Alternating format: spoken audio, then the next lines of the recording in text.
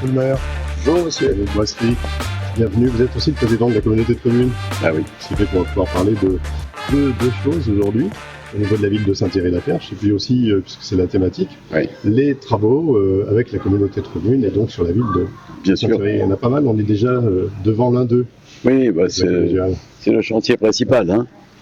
La collégiale, c'est en fait le monument le plus prestigieux de la ville. Ouais. Et sur le plan religieux, le plus prestigieux de la communauté de communes, évidemment. L'édifice qui date du XIIe siècle, hein, qui avait un grand besoin de restauration. Pour l'instant, on en est à la restauration extérieure. On n'a pas encore fait le tour tout à fait. Et l'année prochaine, on va passer à la restauration intérieure. Et je vois qu'on est déjà en train d'effacer les échafaudages de l'autre côté, mais c'est un lourd travail sur une durée de 4 à 5 ans. On va aller voir les travaux qui sont de l'autre côté. Avec plaisir. On sera prêt pour passer à l'autre étape chez le voisin, qui sera l'office de tourisme intercommunal, Ouais. hein, que vous allez découvrir là maintenant.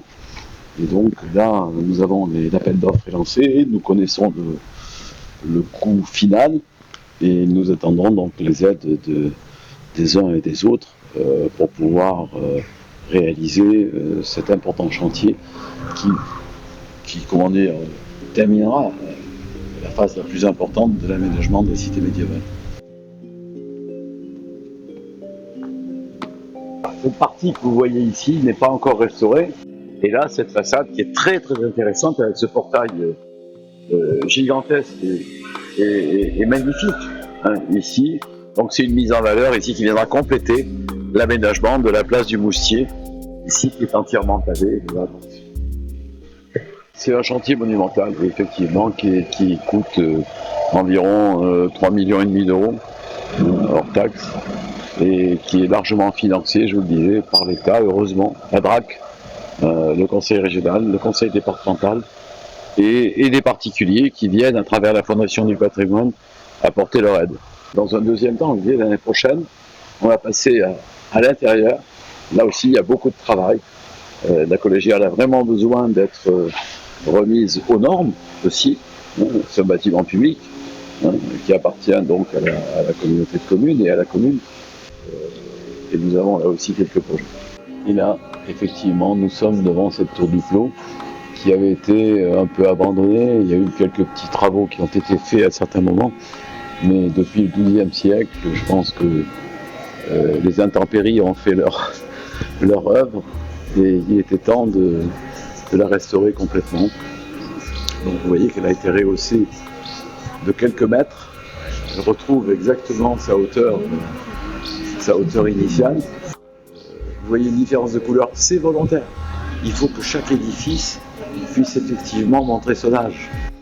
Collégiale, Tour du Clos, Oui. office de tourisme, ça va devenir un pôle touristique. Ouais, ça deviendra un pôle touristique, mais je pense que la cité médiévale sera effectivement un petit Sarlat en Limousin.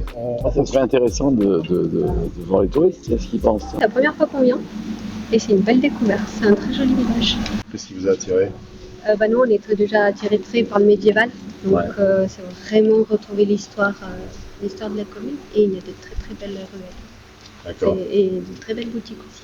Oui, puis on s'efforce de l'embellir. Vous pourrez revenir dans 2 ans. Les choses auront encore changé et se seront améliorées. Il y a des restaurations qu'on va faire Ouais, ça commence. de ce côté. De ce côté aussi, là vous aurez le nouveau musée, le futur musée, qui est en cours de restauration et on aura fait la toiture.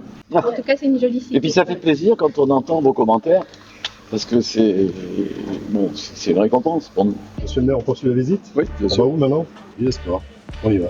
C'est une autre architecture, mais c'est plutôt tourné vers les jeunes, et les moins jeunes d'ailleurs aussi, mais c'est plutôt sportif. Le complexe, c'était quelque chose de très important à l'époque.